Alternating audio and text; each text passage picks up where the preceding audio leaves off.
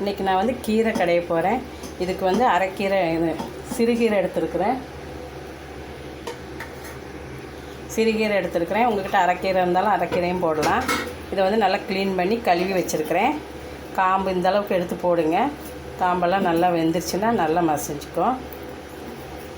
நான் இந்தளவுக்கு க்ளீன் பண்ணி நல்லா 2 தண்ணியில் கழுவி வச்சுருக்கிறேன். அதில் மண்ணெல்லாம் இருக்கும், அதனால் நல்லா க்ளீன் பண்ணி கழுவி வச்சுருங்க. இப்போ இதை எப்படி செய்யலான்னு பார்க்கலாம். இதுக்கு வந்து 3 பச்சை மிளகாய் எடுத்துருக்கிறேன். நீங்கள் உங்களுக்கு எவ்வளோ காரம் தேவையோ அதுக்கு தகுந்தாப்புல எடுத்துக்கோங்க. 10 சின்ன வெங்காயம், ஒரு சின்ன தக்காளி எடுத்துருக்கிறேன். தக்காளி நிறைய வேண்டாம். ஒரு 10-15 பூண்டு எடுத்துருக்கேன். பூண்டு வந்து சின்னதாக இருக்கிறதுனால இந்த அளவுக்கு எடுத்துருக்கிறேன். பெருசாக இருந்தாலும் நீங்கள் ஒரு 10 பூண்டு போடுங்க, சரியாக இருக்கும். இப்போ ஒரு மண் பாத்திரம் வச்சுருக்கேன். அதில் இந்த வெங்காயம், பச்சை மிளகாய், தக்காளி, பூண்டெல்லாம் போட்டுடலாம்.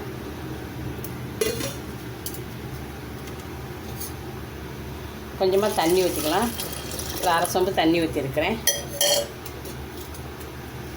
இப்போ இதெல்லாம் கொஞ்சம் நேரம் வேக விட்டுக்கலாம்.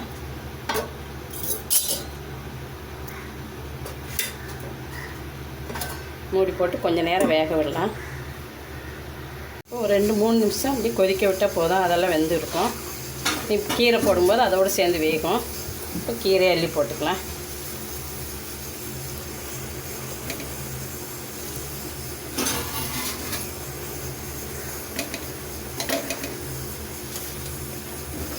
பார்க்குறதுக்கு நிறையா இருக்கிற மாதிரி இருக்கும். வெந்ததுன்னா கரைஞ்சிரும், கம்மியாயிரும்.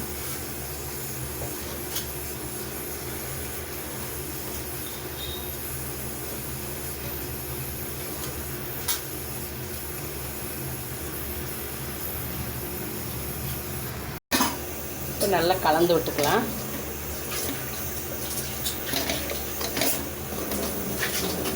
கீரை வேக வேக அப்படியே கீழே போயிடுச்சு பாருங்கள்.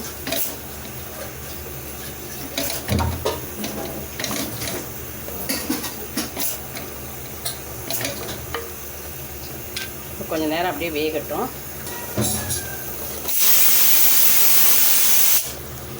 அப்பப்போ இப்படி நல்லா கலந்து விட்டுக்கோங்க. ஏன்னா கீழே மேலே உள்ளதெல்லாம் அப்படியே வேகணும்.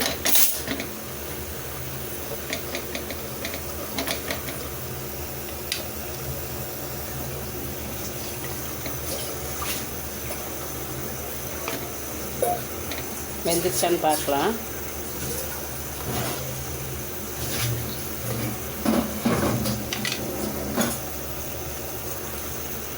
இன்னும் வேகலை, இன்னும் கொஞ்சம் வேகணும். தண்ணி பத்தலைன்னா கூட கொஞ்சம் ஊற்றிக்கலாம்.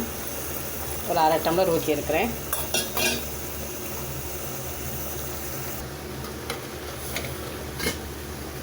இப்போ வெந்திருக்கோம். அப்பப்போ எடுத்து நல்லா 2 பக்கமும் திருப்பி விட்டுக்காங்க. வெந்துருச்சான்னு பார்க்கலாம்.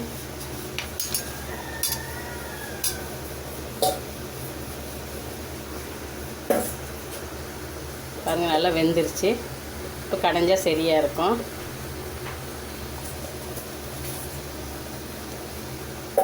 நல்லா மசிது பாருங்கள். இப்போ கடையும் போது சரியாக இருக்கும். இப்போ இதில் கொஞ்சமாக ஜீரகம் போட்டுக்கலாம். கொஞ்சம் உப்பு போட்டு கடைஞ்சிடலாம். கடைஞ்சிட்டு பார்க்கலாம். அதில் இருக்கிற தண்ணி கொஞ்சம் வடிச்சிட்டு அதுக்கப்புறம் கடைங்க. இப்போ கடைஞ்சாச்சு. உங்களுக்கு கடைய முடியலன்னா மிக்சியில் போட்டும் கூட ஒரு 2-3 திருப்பினீங்கன்னா நல்லா அரைச்சிரும். ரொம்ப நைஸாக அரைக்கக்கூடாது. இந்த மாதிரி கடைஞ்சால் நல்லா இருக்கும், நல்லா டேஸ்ட்டாக இருக்கும். மண் சட்டியில் கடையும் போது இன்னும் நல்லா டேஸ்ட்டாக இருக்கும். இது தாளிச்சிக்கலாம். ஏற்கனவே எடுத்து வச்ச தண்ணி இதில் ஊற்றிக்கலாம். கீரைக்கு ரொம்ப தண்ணி ஊற்றக்கூடாது, கொஞ்சம் கெட்டியாக இருந்தால் தான் நல்லாயிருக்கும்.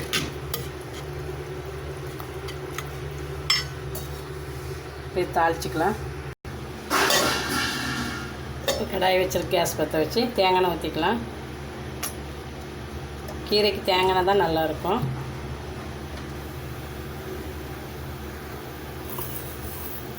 இப்போ கொஞ்சமாக கடுகு போட்டுக்கலாம். ஒரு காஞ்ச மிளகாய்,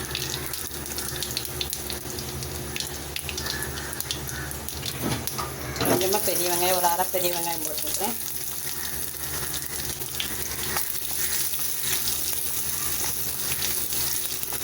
வெங்காயம் நல்லா வதங்கணும். இப்போ நல்லா வெங்காயம் வதங்கிடுச்சு. கடைஞ்சி வச்ச கீரை எடுத்து போட்டுடலாம்.